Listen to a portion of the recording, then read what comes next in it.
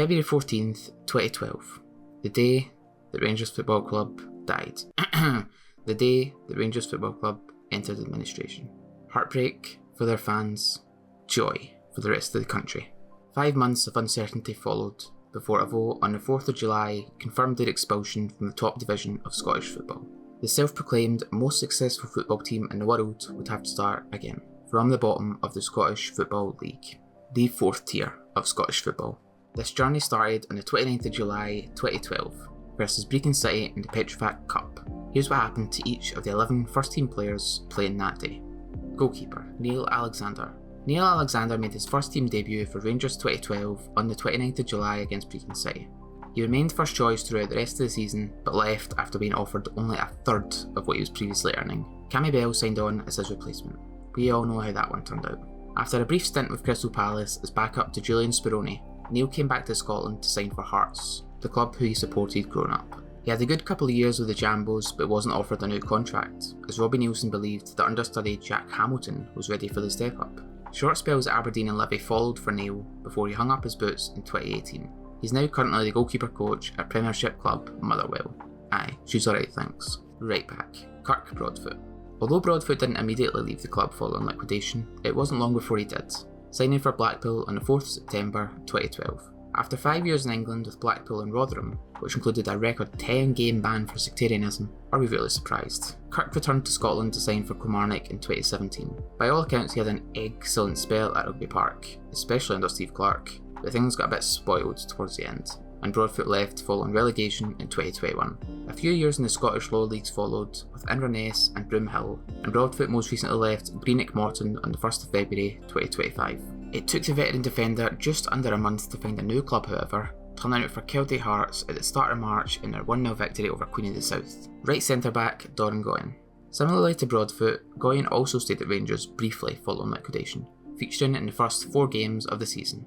He also jumped ship pretty quickly though, joining Spezia on the 21st of August 2012. In Doian's case however, it was only on loan, and he openly announced his intention to go back to Rangers afterwards, but on one condition: that the club would be returned directly to the top division. As we all know, that didn't happen, and Goian was released at the end of his loan spell. He went on to sign for Greek side Asteris Tripoli and remained there for 3 years before retiring in 2016 at the age of 35. Take notes, Kirk Broadfoot. Following his retirement, Goian had a few different forays into management before moving into a technical director role at Cetitia 1932 in Romania. Left centre-back Carlos Bocanegra. Carlos Bocanegra's Rangers career panned out in almost exactly the same way as his central defensive partner. Not only did they join the club in the same window, they both left in the exact same way. Bocanegra managed to outlast Goian ever so slightly, playing a whopping 7 games before leaving on loan. Fair play, Carlos. Unreal levels of commitment there. Bocanegra was another who outlined his intention to return to the club after his loan spell, in his case at Racing Santander in Spain. But did that happen? You guessed it, nope. Both defenders were confirmed to be released on the exact same day, and the comparisons between the two didn't end there. After a short spell at Chivas, USA, Carlos decided to retire, and eventually ended up at Atlanta United as technical director.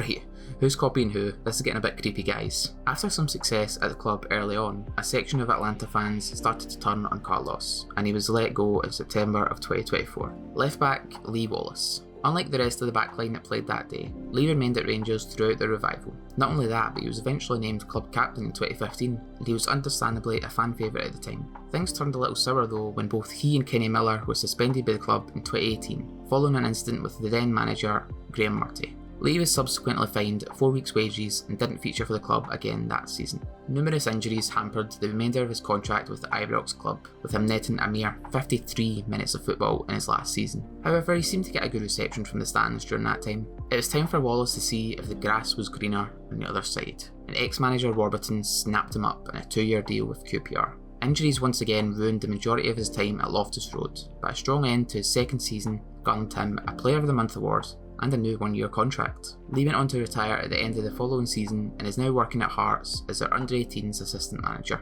Right centre mid, Lewis McCulloch. Lewis was one of the lucky youngsters that made the Rangers breakthrough following the club's liquidation, and he grabbed his chance with both hands. An impressive start to the season saw him rewarded with a whopping 5-year contract, and he finished the campaign as the club's Young Player of the Year, even though he missed the last half with injury. His start to the next season was even better, but once again was cut short due to injury. 2 bad injuries at such a young age is never a good sign for a player, and this theme summed up Lewis's football career. At the start of 2015, halfway through his 5-year Rangers deal, Brentford signed the 20-year-old for just under £1 million, but the youngster's bad luck limited him to just 43 appearances in his spell there. Wigan took a chance on Macleod's, but he never really seemed to get going, leading to him ending up at Plymouth the following season. A long-term knee injury took up the best part of his 2-year spell at Argyle, which culminated in a disappointing early retirement. Lewis was clearly a very talented footballer, but his body just couldn't keep up with him. He has since returned to Rangers in a coaching role, helping out the club's academy. Centre mid, Kyle Hutton. Kyle was another of the younger players which were given a new lease of life following liquidation, but for him it was a little more short-lived than his midfield partner.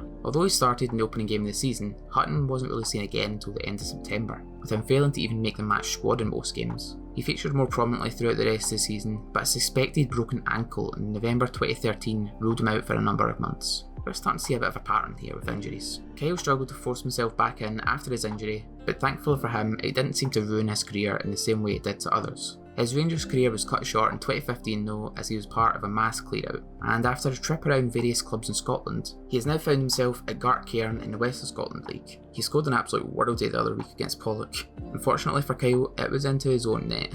That pretty much sums up his career trajectory since leaving Ibrox. Left centre mid, Ian Black. Ian Black is the first of the players playing that day that signed for Rangers following liquidation, and it was a bit of a weird one. He initially agreed to join on principle on the 4th of July 2012, depending on which league the club were in. After it was announced that Rangers would be playing in the bottom division, Ian signed on the dotted line. Was he that desperate to play in the 4th tier? Seeing as Rangers were unable to register any new players at the time, Ian Black was listed as a trialist for the game against Brechin. He went on to make over 100 appearances at the club, even earning a Scotland cap during that time, before being released as part of the aforementioned mass exodus in 2015. Ian had a few spells at different English clubs such as Blackpool and Shrewsbury before calling quits on his career in 2021, following a season with East of Scotland side Dunbar United. He has since had a drastic career change and is loving life as a tiler. I'm sure if the tiling doesn't work out, there will be plenty of painting and decorating jobs around Ian. Right wing, Andy Little. Although Little was a Rangers player before liquidation kicked in, his contract was out at the end of the 2011-2012 season, so he also had to play against Brechin as a trialist. It took him 4 minutes to net the first goal of the game, latching on to a through ball, and his early start to the season continued in the same manner, with him grabbing the rather strange Ginger Boots award for top scorer of the month. Why have I only just found out that this was a thing? Better question, where can I get a pair of those? Andy ended the season with a spot in the PFA Team of the Year, which is about as good as it got for him at Rangers. He scored a grand total of 6 goals the following term, all of which came in the opening 2 months of the season. A couple of injuries kept him on the sidelines to be fair, but his goal against Stenhousemoor on the 28th of September 2013 was his last in a Rangers shirt, as he got released at the end of the season.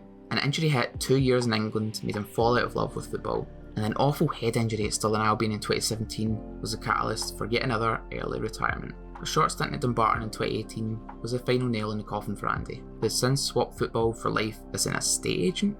Fair play.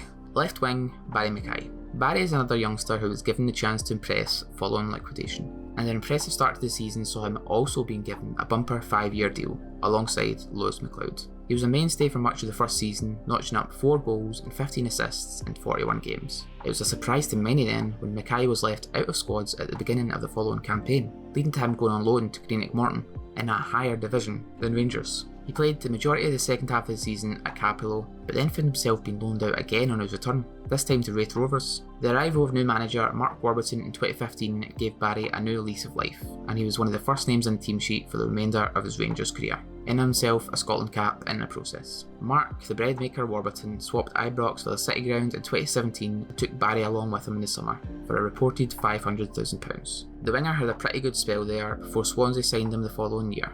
A few seasons in Wales and McKay was ready to return home, joining Hearts in 2021. Striker, Lee McCulloch. Although he played much of his career in defence and midfield, Lee was tasked with playing through the middle against Brechin, and boy did it pay off. The centre-back turned striker grabbed the assist for the opening goal before grabbing the winner himself in extra time. Yes, you heard that right. This game went to extra time. To be fair to Rangers, Brechin were in the division above them at the time. Lee was given club captaincy following Bocanegra's departure, and led the club to the title at the first time of asking with 26 goals and 11 assists. Not too bad for a 34-year-old. He scored a further 18 goals following season as the club achieved back-to-back league wins, and on a personal note he was inducted into the club's Hall of Fame. The next campaign wasn't quite as illustrious for Lee though, as the side failed to get promoted to the Prem, leading to his release. McCulloch then joined Kilmarnock to see out his playing career and transitioned into first team coach, managing the club at the start of the 2017-2018 season. This went about as bad as he could have hoped, although he did make some impressive signings, building the nucleus of Steve Clarke's eventual third place finishers. Lee went on to become the assistant manager at Hearts under Robbie Neilson until his eventual departure in April of 2023. As far as I can tell, he hasn't done much since, often seen appearing on the sports scene couch or bigging up his former team in the local papers. Well, that's it for this video. Thanks to anyone that made it this far. If you enjoyed, feel free to drop a like and leave a comment, maybe even click subscribe. Click here to continue watching more of my content. Thank you.